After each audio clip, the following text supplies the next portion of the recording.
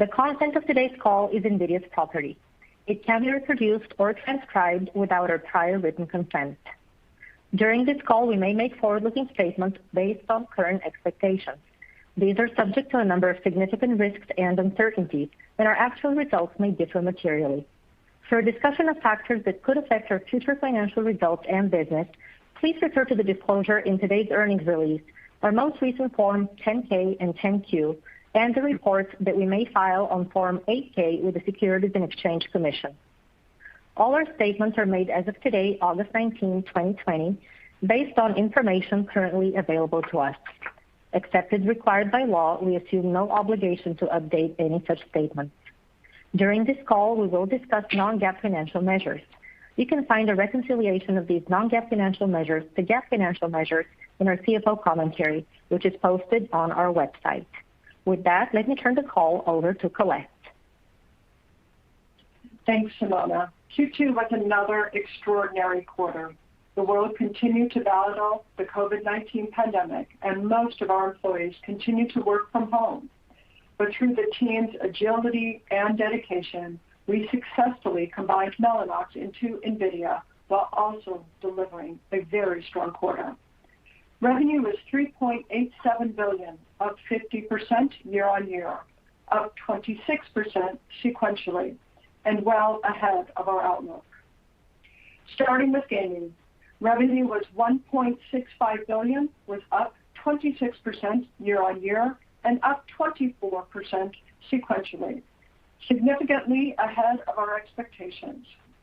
The upside was broad-based across geographic regions, products, and channels.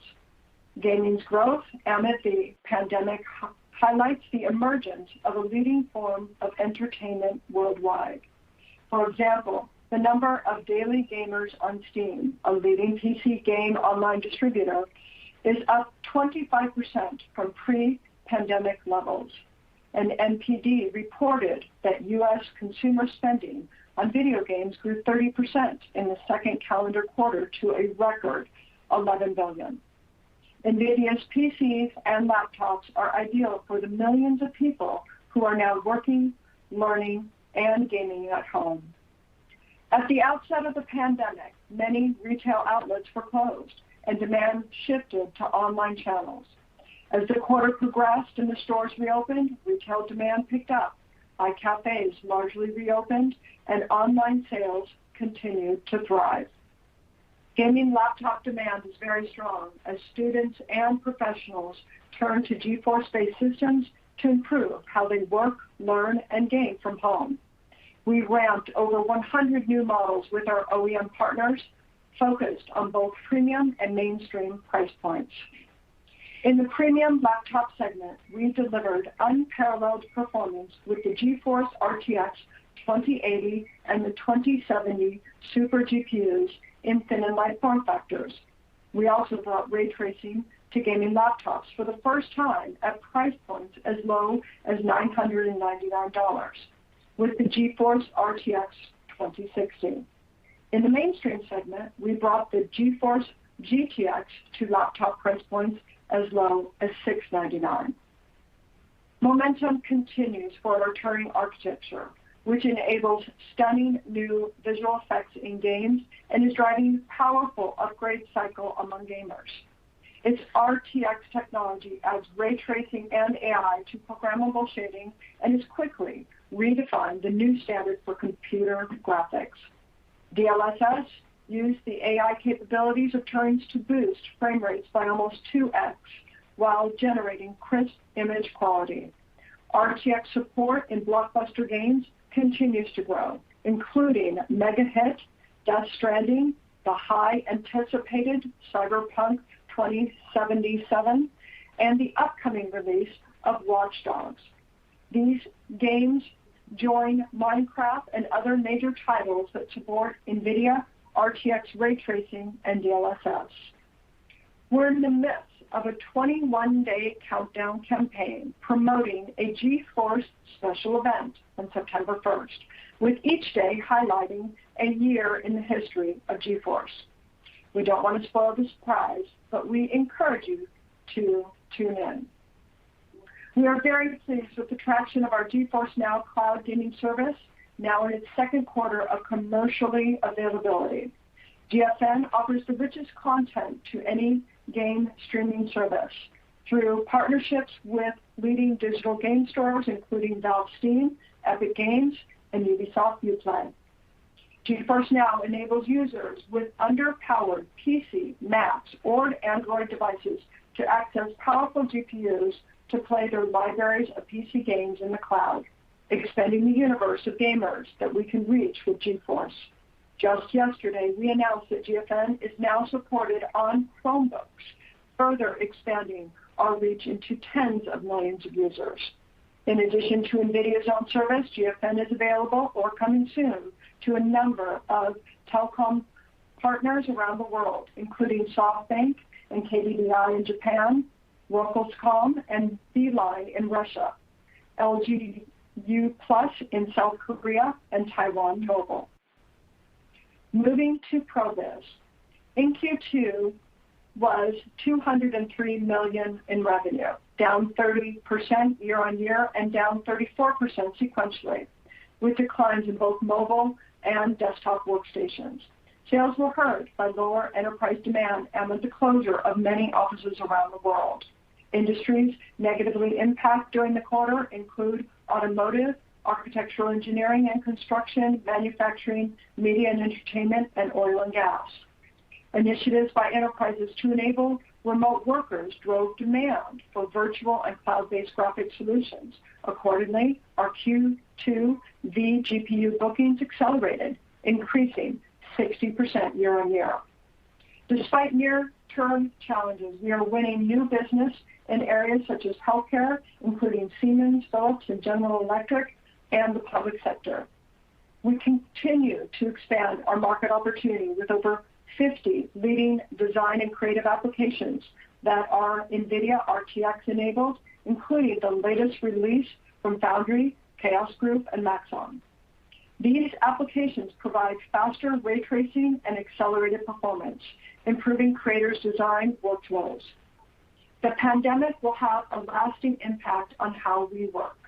Our revenue mix going forward will likely reflect this evolution in enterprise workforce trends, with a greater focus on technologies such as NVIDIA laptops and virtual workstations that enable remote work and virtual collaboration.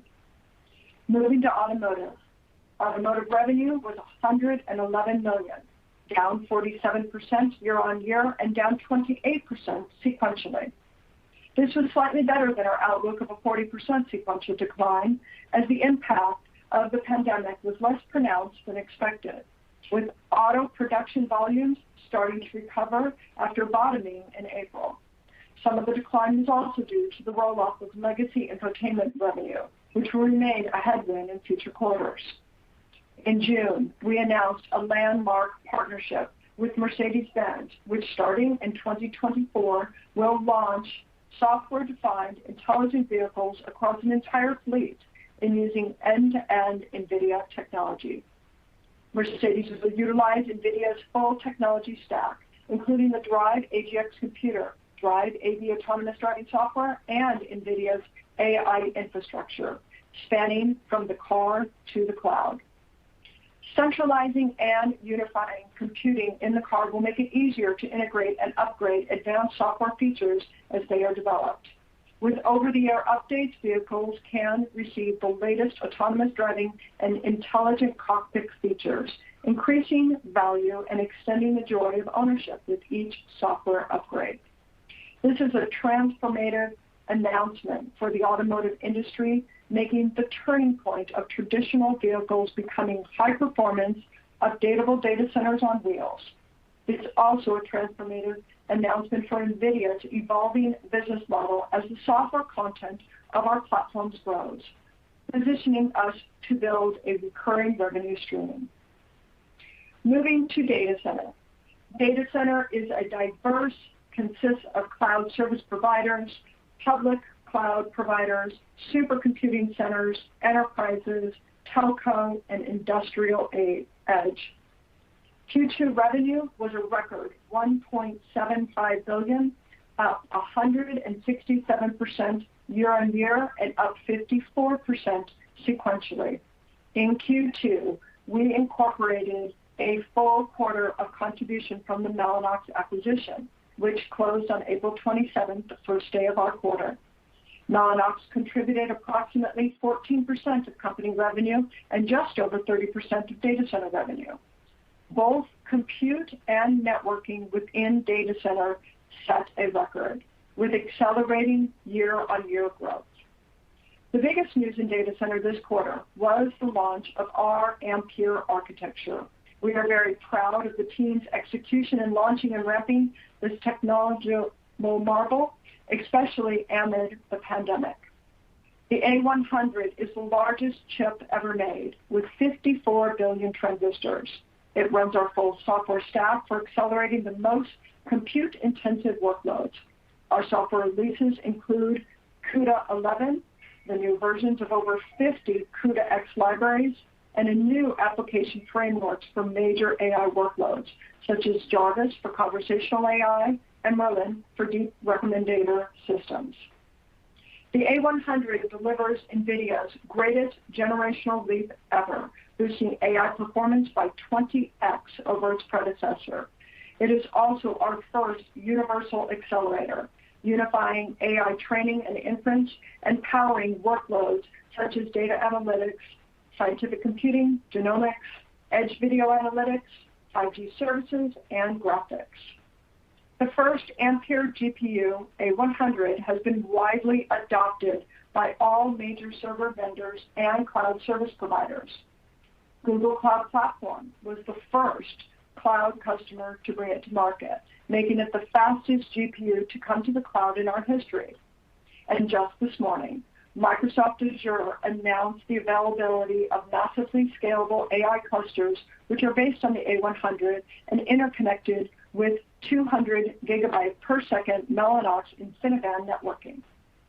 A100 is also getting incorporated into offerings from AWS, Alibaba Cloud, Baidu Cloud, and Tencent Cloud. And we announced that the A100 is going to market with more than 50 servers from leading vendors around the world, including Cisco, Dell, Hewlett Packard Enterprise, and Lenovo. Adoption of the A100 into leading server makers' offerings is faster than any prior launch, with 30 systems expected this summer and over 20 more by the end of the year. The A100 is already winning industry recognition. In the latest A100 training benchmark, MLPerf 0.7, NVIDIA set 16 records, sweeping all categories for commercially available solutions in both per-chip and at-scale performance, based on the A100. MLPerf offers the industry's first and only objective AI benchmark. Since the benchmark was introduced 2 years ago, NVIDIA has consistently delivered leading results and record performance for both training and inference. NVIDIA also topped the charts in the latest top 500 list of the fastest supercomputers. The ranking, released in June, showed that 8 of the world's top 10 supercomputers use NVIDIA GPUs, NVIDIA's networking or both. They include the most powerful systems in the US and Europe. NVIDIA, now combined with Mellanox, powers 2/3 of the top 500 systems on the list, compared with just less than a half for the two companies in total 2 years ago. In energy efficiency, systems using NVIDIA GPUs are pulling away from the pack. On average, they're nearly 2.8x more powerful, efficient than systems without NVIDIA GPUs, measured by gigaflops per watt. The incredible performance and efficiency of the A100 GPU is best amplified by NVIDIA's own new Selene supercomputer, which debuted as number 7 on the top 500 list and is the only top 100 system to crack the 20 gigaflops per watt barrier. Our engineers were able to assemble Selene in less than 4 weeks using NVIDIA's open modular DGX SuperPod reference architecture, instead of the typical build time of months or even years. This is the system that we used to win the MLPerf benchmarks, and it is a reference design. It's available for our customers to quickly build a world-class supercomputer. We also brought GPU acceleration to data analytics, one of the largest and fastest growing enterprise workloads. We enabled end-to-end acceleration of the entire data analytics workload pipeline for the first time with NVIDIA's GPUs and software stack in the latest version of Apache Spark, released in June. Spark is the world's leading data analytics platform used by more than 500,000 data scientists and 16,000 enterprises worldwide. And we have two major milestones to share. We have now shipped a cumulative total of 1 billion CUDA GPUs, and the total number of developers in the NVIDIA ecosystem just reached 2 million. It took over a decade to reach the first million and less than 2 years to reach the second million. Mellanox has fantastic results across the board in its first quarter as part of NVIDIA. Mellanox revenue growth accelerated with strength across Ethernet and InfiniBand products. Our Ethernet shipments reached a new record. Major hyperscale builds drove the upside in the quarter as growth in cloud computing and AI is fueling increased demand for high-performance networking. Mellanox networking was a critical part of several of our major new product introductions this quarter. These include the GGX AI system, the GGX SuperPod clusters for our Selene supercomputer, and the EGX Edge AI platform. We also launched the Mellanox Connect X6 Ethernet Nic, the 11th generation product of the Connect X family, and it's designed to meet the needs of modern cloud and hyperscale data centers, where 25, 50, and 100 gigabytes per second is becoming the standard. We expanded our switch networking capabilities with the addition of Cumulus Networks, a privately held network software company that we purchased in June. Cumulus augments our Mellanox acquisition in building out open modern data center. The combination of NVIDIA accelerated computing, Mellanox networking, and Cumulus software enables data centers that are accelerated, disaggregated, and software-defined to meet the exponential growth in AI, cloud, and high-performance computing. Moving to the rest of the P&L. Q2 GAAP gross margin was 58.8%, and non-GAAP gross margin was 66%. GAAP gross margin declined year on year and sequentially due to costs associated with the Mellanox acquisition. Non-GAAP gross margins increased by almost 6 points year on year, reflecting a shift in product mix with higher data center sales and lower automotive sales.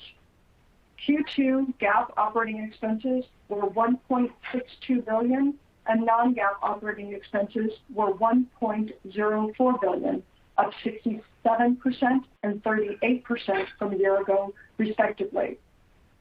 Q2 GAAP EPS was 99 cents, up 10% from a year earlier. Non-GAAP EPS was $2.18, up 76% from a year ago. Q2 cash flow from operations was $1.57 billion. With that, let me turn to the outlook for the third quarter of fiscal 2021.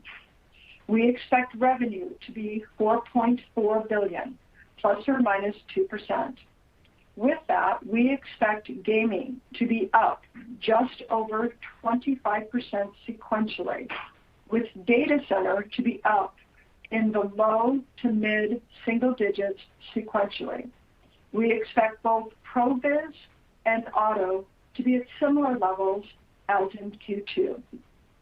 GAAP and non-GAAP gross margins are expected to be 62.5% and 65.5%, respectively, plus or minus 50 basis points. GAAP and non-GAAP operating expenses are expected to be approximately $1.54 billion and $1.09 billion, respectively. Full-year GAAP and non-GAAP OpEx is tracking in line with our outlook of $5.7 billion and $4.1 billion, respectively. GAAP and non-GAAP OI&E are both expected to be expense of approximately $55 million. GAAP and non-GAAP tax rates are both expected to be 8%, plus or minus 1%, excluding discrete items. Capital expenditures are expected to be approximately $225 to $250 million. Further financial details are included in the CFO commentary and other information available on our IR website. In closing, let me highlight upcoming events for the financial community. We will be at the BMO Virtual Technology Summit on August 25th, Citi's 2020 Global Technology Conference on September 9th, Deutsche Bank's Technology Conference on September 14th, and the Evercore's Virtual Menlo Forum, The Future of Mobility, on September 21st. We will also host a financial analyst Q&A with Jensen on October 5th as part of our next virtual GTC. Our earnings call to discuss our third quarter's results is scheduled for Wednesday, November 18th. We will now open the call for questions. Operator, would you please poll for questions? Thank you. Certainly. At this time, I would like to remind everyone, in order to ask a question, press star, then the number 1 on your telephone keypad. We'll pause for just a moment to compile the Q&A roster. Your first question comes from the line of Vivek Arya with Bank of America. Your line is open. Thanks for taking my question, and congratulations on the strong growth and execution. Jensen, I'm wondering how much of the strength that you're seeing in gaming and data center is maybe more temporary because of COVID or some customer pull-ins in the data center or so forth, and how much of it is more structural and more secular that can continue even once we get into, hopefully, sooner rather than later, into a more normalized period for the industry? Yeah, Vivek, thank you. So first of all, we didn't see pull-ins, and we're in the beginning of our brand new product cycle with Ampere, and so the vast majority of the data center growth came from that. The gaming industry, with all that's happening around the world, and it's really unfortunate, but it's made gaming the largest entertainment medium in the world. More than ever, people are spending time digitally, spending their time in video games. The thing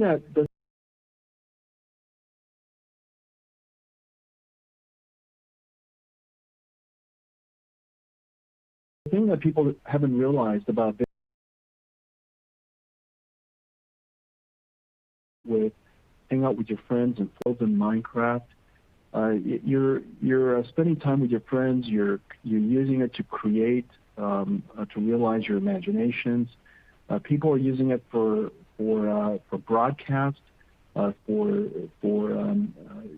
sharing ideas and techniques with other people, and so. And then, of course, it's just an incredibly fun way to spend time, even by consumption of a video game.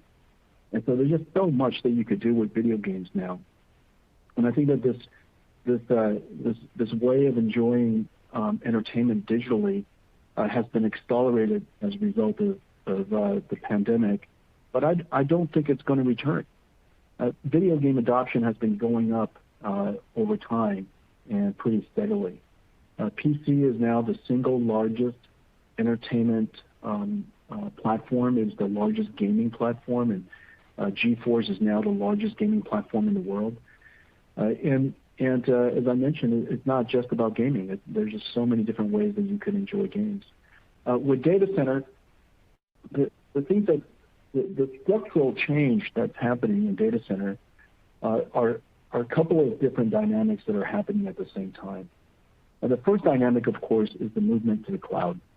The way that a cloud data center is built and the way that a enterprise data center or a cluster is built is fundamentally different. And it's really, really beneficial to have the ability to accelerate applications that cloud service providers would like to offer, which is basically everything. And we know that one of the most important applications of today is artificial intelligence. It's a type of software that really wants acceleration, and NVIDIA's GPU acceleration is the perfect medium, perfect platform for it. And then the last reason about the data center is the architectural change from hosting applications to hosting services that's driving this new type of architecture called disaggregation versus hyperconverged. The original name of hyperscalers is a large data center of a whole bunch of hyper-converged computers. But the computers of today are really disaggregated. A single application service could be running on multiple servers at the same time, which generates a ton of east-west traffic, and a lot of it is artificial intelligence neural network models.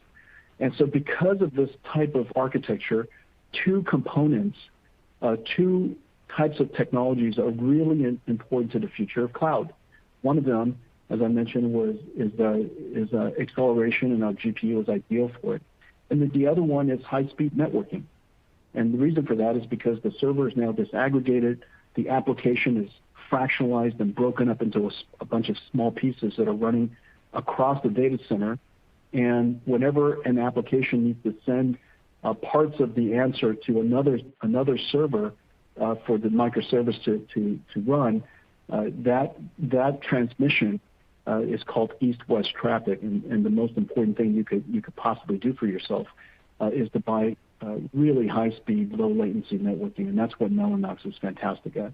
And so we find ourselves really in this perfect condition where the future is going to be more virtual, more digital, and that's the reason why Geforce is so successful.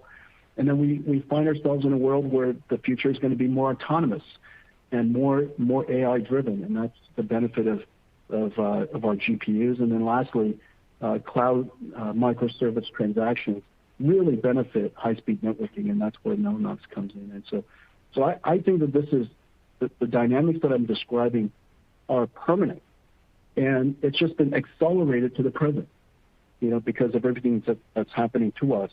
But this is the future, and it's not. There's no going back, and we just found everything accelerated. Your next question comes from the line of Timothy Arcuri with UBS. Your line is open. Thanks a lot. Jensen, I guess I had a question on both architecture and also manufacturing. And I think on the manufacturing side, you've been, reticle limited now for some time. And when, you've been asked in the past about, moving to more of a tiled or, chiplet approach, you sort of made, light of that. But the CPU guys are, clearly taking that approach. So I guess the question is, why do you think you won't have to make a similar move? And then on the side of, architecture, the theme of hot chips this week was really how compute demand is far outstripping computing power. And then we see this, talk about you and ARM. So I guess, can you talk about, whether, GPU is the future and, maybe the broader opportunity to integrate CPU and GPU? Thanks. Yeah, we push architecture really hard. And the way we push architecture is we start from the system. We believe that the future computer company is a data center scale company. The computing unit is no longer a microprocessor or even a server or even a cluster. The computing unit is an entire data center now. And as I was explaining to Vivek just now, that a microservice that we're enjoying hundreds of billions of transactions a day, those are broken up into a whole bunch of microservices that are running across the entire data center. And so the data center is running, the entire data center is running an application. I mean, that's a pretty remarkable thing. And that's happened in the last several years. We were ahead of this trend, and we recognized that as a computing company, we have to be a data center scale company. And we architect from that starting. If you look at our architecture, we were the first in the world to create the concept of an NVLink with 8 processors being fully synchronized across a computing node, and we created the DGX. We recognized the importance high-speed networking and low-latency networking, and that's why we bought Mellanox. And the amount of software that we invented along the way to make it possible for low-latency communications, whether it's GPU Direct or recently the invention of GPU Direct Storage, all of that technology was inspired by the idea that you have to think about the data center all in one holistic way. And then in this current generation with Ampere, we invented the world's first multi-instance GPU. We invented the world's first multi-instance GPU, which means that our Ampere GPU could simultaneously be one GPU, or with NVLink, 8 GPUs combined working together. So you could think of them as being tiled. So those 8 GPUs are working harmoniously together. Or each one of the GPUs could fractionalize itself, if you don't need that much GPU working on your workload, fractionalize into a multi-GPU instance we call a MIG, a little tiny instance. And each one of those tiny instances are more powerful and more performant than our entire Volta GPU last time. And so whether you like to fractionalize a GPU, which happens oftentimes, create a larger GPU using NVLink, or create an even larger GPU, the size of DGX pod, connected together with high-speed, low-latency networking with Mellanox, we could architect it any way you like. You made a comment about, you asked a question about ARM. We've been a long-term partner of ARM, and we use ARM in a whole bunch of applications.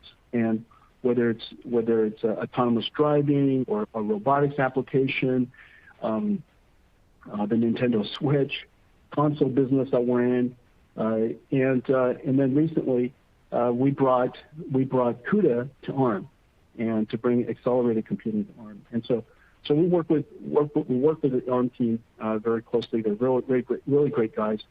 And one of the specials about the ARM architecture that you know very well is that it's incredibly energy efficient. And because it's energy efficient, it has the headroom to scale into very high performance levels over time. And so anyways, we love working with the ARM guys. Your next question comes from the line of Aaron Rakers with Wells Fargo. Your line is open. Yeah, thanks for taking the question, and congratulations on the quarter. Just building on some prior questions, the first one, I was just curious if you could help us appreciate kind of the installed base of the gaming GPU business, relative to where we're at in the Turing upgrade cycle. What do we see still on prior generations, be it Pascal or before? And then secondly, I was wondering, Colette, could you just give me any kind of updated commentary or views on visibility in the data center business? How that, has that changed over the last 3 months? What does that look like as you look through the back half of the calendar year? Thank you. Yeah, thanks a lot, Aaron. We're still in the ramping of the RTX generation. Turing, the current generation that we're in, is the world's first ray tracing GPU, and it fuses the RTX technology fuses 3 fundamental technologies: the programmable shader that we introduced a long time ago that revolutionized computer graphics, and we added 2 new technologies. One technology is a ray tracing acceleration core that makes the tracing of rays and looking for intersections between the ray and the scene objects in the scene super fast. And that it's a complicated problem. It's a super complicated problem, and you want it to be running concurrently to shading, so that the ray traversal and the shading of the pixels could be done independently and concurrently. The second thing is we invented this technology to bring AI, artificial intelligence, using this new type of algorithm called deep learning to computer graphics. And one example of its capability is the algorithm we introduced called DLSS, Deep Learning Super Sampling, which allows us to essentially synthesize by learning from previous examples. Essentially learning from previous examples of images and remembering it, remembering what beautiful images look like, so that when you take a low resolution image and you run it through the deep neural network, it synthesizes a high-resolution image that's really, really beautiful. And people have commented that it's even more beautiful than native rendered images at the native resolution. And the benefit is not only is it beautiful, it's also super fast. We essentially nearly double the performance of RTX as a result of doing that. So you can have the benefit of ray tracing as well as very high resolution and very high speed. And so that's called RTX. And Turing is probably not even close, not even 1/3 of the total installed base of all of our Geforce GPUs, which is as you know, the single largest install base of gaming platforms in the world. And so we support this large install base, and we're in the process of bringing them to the future with RTX. And now with the new console generation coming, every single game developer on the planet is going to be doing ray tracing, and they're going to be creating much richer content. And because of multi-platform, cross-platform play, and because of the size of the gaming platform, PC gaming platform, it's really important that these game developers bring the latest generation content to PCs, which is great for us. And then on the data center visibility? Yeah, let me see if I can answer this one for you. Yes, we have been talking about our visibility of data center, and if you've seen in our Q2 results, you can see that our overall adoption of the NVIDIA computing portfolio has accelerated quite nicely. But keep in mind, we're still really early in the product cycle. A100 is ramping. It's ramping very strong into our existing installed bases, but also into new markets. Right now, A100 probably represents less than a quarter of our data center revenues, so we still have a lot to grow. We have good visibility looking into Q3 with our hyperscales. We have a little bit more of a mixed outlook in terms of our vertical industries, given a lot of the uncertainty in the market and in terms of the overall economy. On-premises are challenged because of the overall COVID, but remember, industries are quickly and continuing to adopt and move to the overall cloud. But overall, we do expect a very strong Q3. Your next question comes from the line of CJ Muse with Evercore ISI. Your line is open. Yeah, hi. Thank you for taking the question. I guess two questions. If I look at your outstanding inventory purchase obligations grew, I think 17% sequentially. Is that as you prepare for the September 1 launch, and can you kind of comment on gaming visibility into the back half of the year? And then the second question, Jensen, I know you're very focused on platforms and driving recurring revenues. Would love to hear if there's any particular platforms over the last 3 months where you've made real headway or get you excited, whether Jarvis, Merlin, Sparks, or whatever. Thank you. Yeah, thanks a lot, CJ. We're expecting a really strong second half for gaming. I think this may very well be one of the best gaming seasons ever. And the reason for that is because PC gaming has become such a large format. The combination of amazing games like Fortnite and Minecraft, and because of the way people game now, they're gaming and they're e-sporting. Even F1's an e-sport now. They're hanging out with friends. They're using it to create other content. They're using game captures to create art. They're sharing it with the community. It's a broadcast medium. The number of different ways you could game it has just really exploded, and it works on PCs because all the things that I described require cameras or keyboards or streaming systems, but it requires an open system that is multitasking. And so the PC has just become such a large platform for gaming, and The second thing is RTX. It's a home run. We really raised the bar with computer graphics, and the games are so beautiful, and it's really the next level. It's not been this amazing since we introduced programmable shaders about 15 years ago. And so for the last 15 years, we've been making programmable shaders better and better and better, and it has been getting better.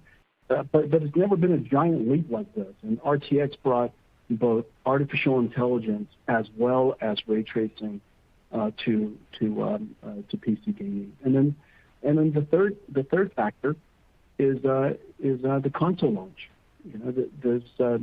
People are really, the game developers are really gearing up for a big leap, and because of the gaming, because how vibrant the gaming market is right now, and how many people around the world is depending on gaming at home, I think it's going to be the most amazing season ever.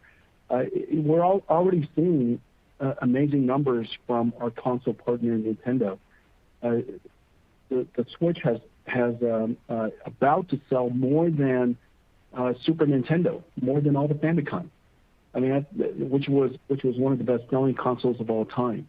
I mean, they're on their way to make Switch the most successful gaming platform of all time, and so I'm super excited for them. And so I think it's going to be quite a huge second half of gaming.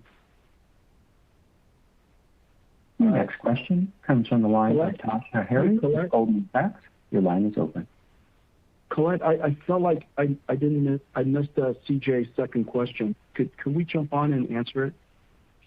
I think the question was regarding our inventory purchases on that piece. Is that the part of your referring to? Yeah, that's right. Keep in mind, keep in mind, CJ, that when you think about the complexity of the products that we are building, we have extremely long lead times, both in terms of what we produce for the data center, our full systems that we need to do, as well as what you are seeing now between the sequential growth between Q2 and Q3 for overall gaming.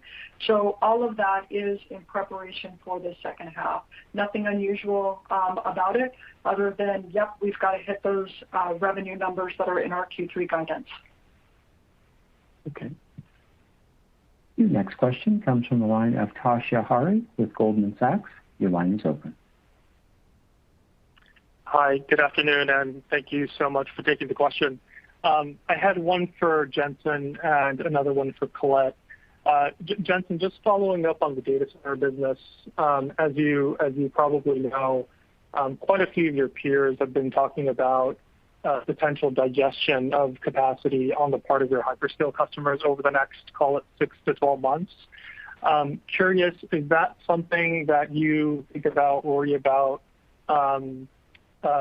in your data center business, or do you have enough idiosyncratic growth drivers like the A100 ramp, and I guess the breadth that you've built within your data center business across compute and networking? Are those enough for you to buck the trend within data center over the next 6 to 12 months? And then the second one for Colette, just on gross margins, you're guiding October quarter gross margins down 50 basis points sequentially. Based on the color that you provided for the individual segments, it looks like mix remains pretty positive. So just curious what's driving the marginal decline in gross margins in the October quarter. Thank you. Yeah, thank you. So thanks for the question. Our data center trend is really tied to a few factors. One is the proliferation of using deep learning and artificial intelligence in all the services that are in by the cloud service providers, and I think it's fair to say that over the last several years, the number of breakthroughs in artificial intelligence has been really terrific, and we're seeing anywhere from 10x more computational requirement each year to more than that. And so in the last 3 years, we've seen somewhere between 1,000 to 3,000 times increase the size of models, the computational requirement necessary to create these AI models and to deploy these AI models. And so the number one trend that we're probably indexed to is the breakthroughs of AI and the usefulness of AI and how people are using it. And one of the and I remember the CJ question now, and I'll answer this along with that. One of the things that we look for, and you should look for, is what kind of breakthroughs are based on deep learning and based on AI that these services all demand. And there are three big ones, just gigantic ones. Of course, one of them is natural language understanding, the ability to take very complicated text and use deep learning to create essentially a dimension reduction. It's called deep embedding, dimension reduction on that body of text, so that you could use that vector as a way to teach a recommender system, which is the second major breakthrough. The recommender system, how to predict and make a recommendation to somebody. Recommendation on ads and videos, and there are trillions of videos on the web. You need ways to recommend them. Books and news, and just the amount of information that is in true dynamic form require these recommenders to be instantaneous. And so the first one is natural language understanding. The second one is the recommender system, gigantic breakthroughs in the last several years.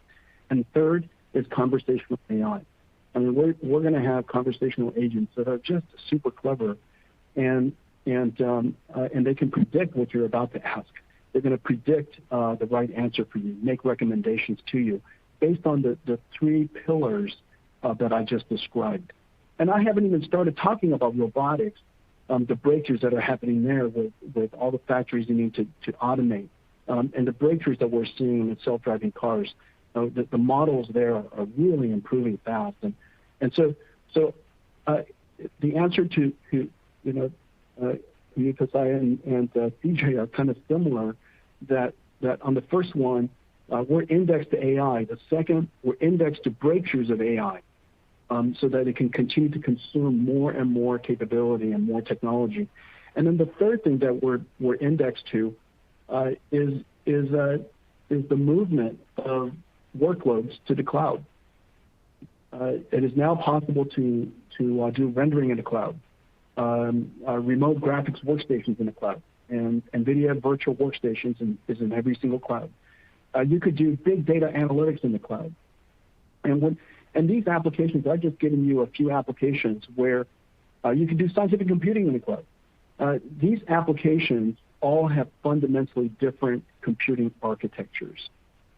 NVIDIA is the only accelerated architecture that allows you to do microservices for conversational AI and other types of AI applications, to scale up applications like high-performance computing, training, big data analytics, to virtualized applications like workstations. Our platform is universal, and these three stacks that I just described are supremely complex: virtualized, microservices based, and scale up based. And so these bare metal scale up, and these are complicated, and it's one of the reasons why we bought Mellanox, because they're at the core and at the intersection of all of that. The storage, the networking, the security, the virtualization, they're at the intersection of all of that. And I just described three dynamics that are very, very powerful and are at the early stages yet. And so those are the things that we're really indexed to. And then lastly, when we introduce a new platform like Ampere, and we're in the beginning of a multi-year product cycle, Ampere is such a gigantic breakthrough. It's the first universal GPU we've ever created. It is both able to scale up as well as scale out. Scale up as in more multi-GPUs, scale out as fractionalization, multi-instance GPUs. And it saves money, tremendous amount of money for people who use it. It speeds up their application, it reduces their TCO, their TCO value just goes through the roof. And so we're in the beginning of this multi-year cycle, and the enthusiasm has been fantastic.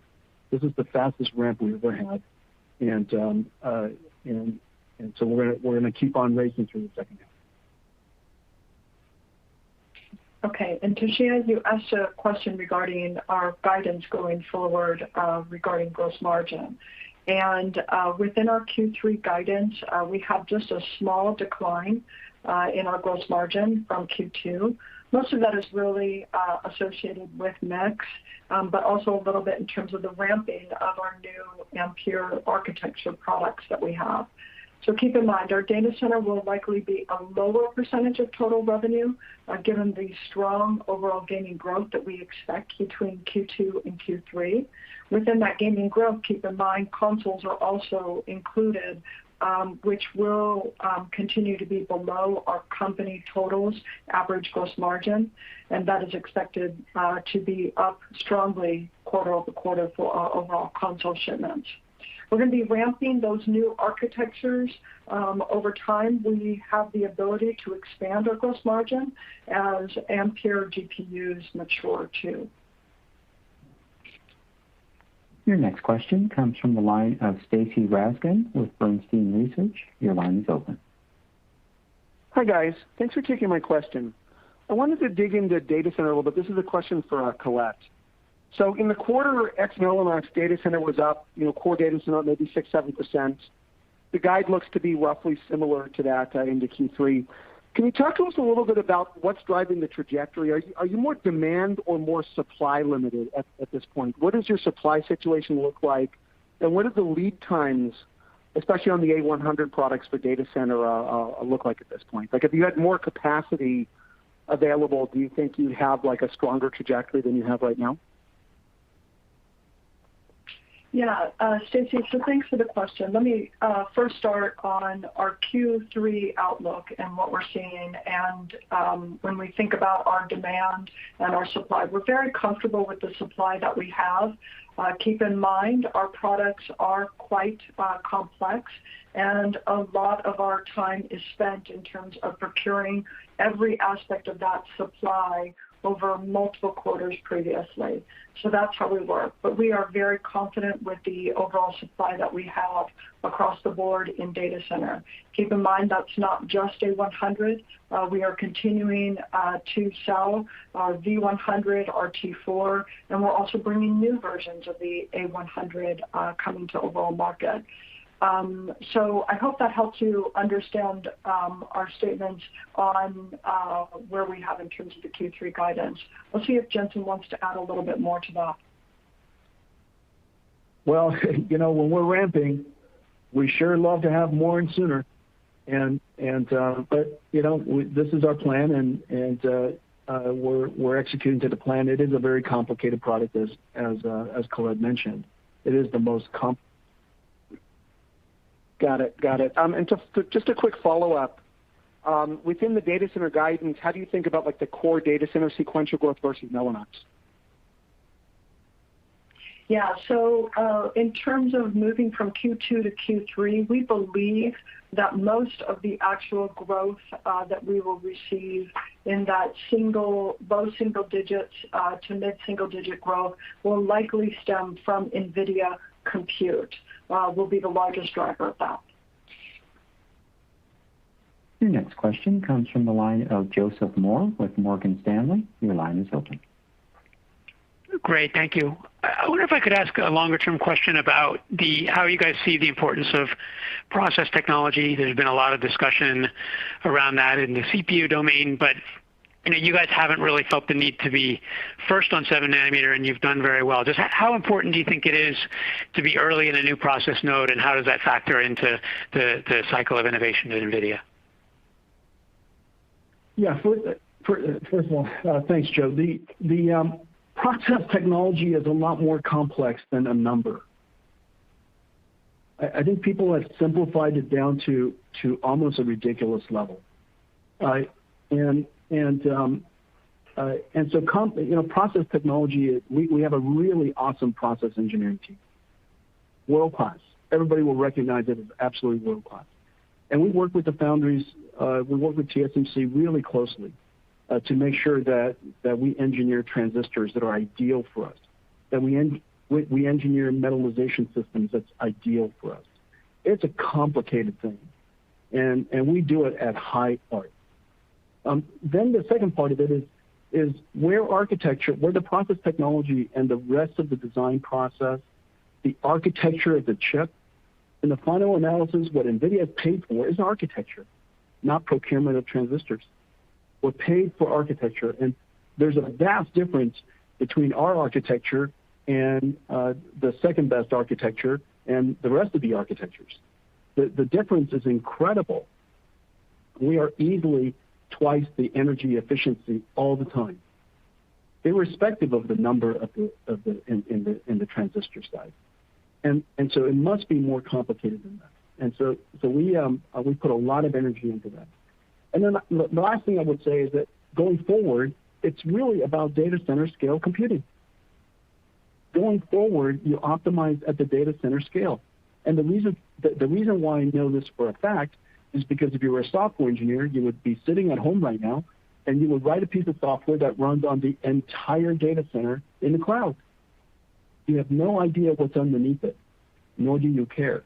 And so what you really want is to make sure that that data center is as high throughput as possible. There are a lot of code in there, and so what NVIDIA has decided to do over the years is to take our game to a new level.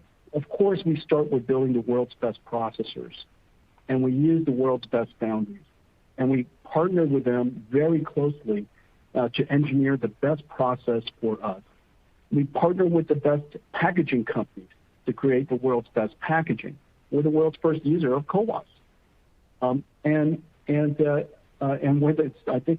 pretty sure we're still the highest volume by far of 2.5D and 3D packaging. And so we start from a great chip. But we don't end there. That's just the beginning for us. Now we take this thing all the way through systems, through system software, algorithms, networking, all the way up to the entire data center. And the difference is absolutely shocking. We built our data center, Selene, and it took us 4 weeks. We put up Selene in 4 weeks' time. It is the 7th fastest supercomputer in the world, one of the fastest AI supercomputers in the world. It's the most energy efficient supercomputer in the world, and it broke every single record in ML perf. And that kind of shows you something about the scale that we work and the complexity of the work that we do. This is the future. It's the future is about data centers.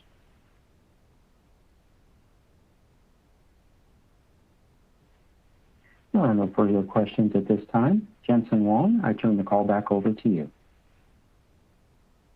Thank you. The accelerated computing model we pioneered has clearly passed the tipping point.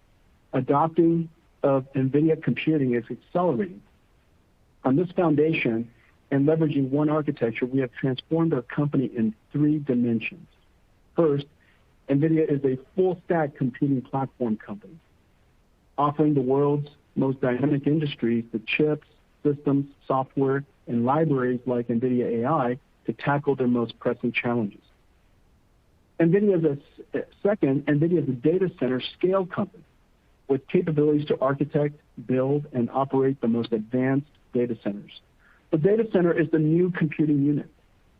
With this capability, we can create modern data center architectures that our computer maker partners can then scale out to the world's industries.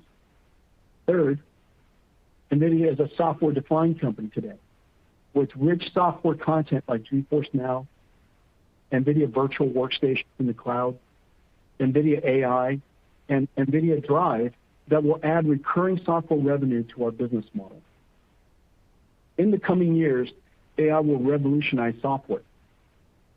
Robotics will automate machines. And the virtual and physical worlds will become increasingly integrated through VR and AR. Industry advancements will accelerate, and NVIDIA accelerated computing will play an important role. Our next GTC will be coming on October 5th, again from my kitchen. Join me. I have some exciting developments to share with you. Thanks, everyone. This concludes today's conference call. You may now disconnect.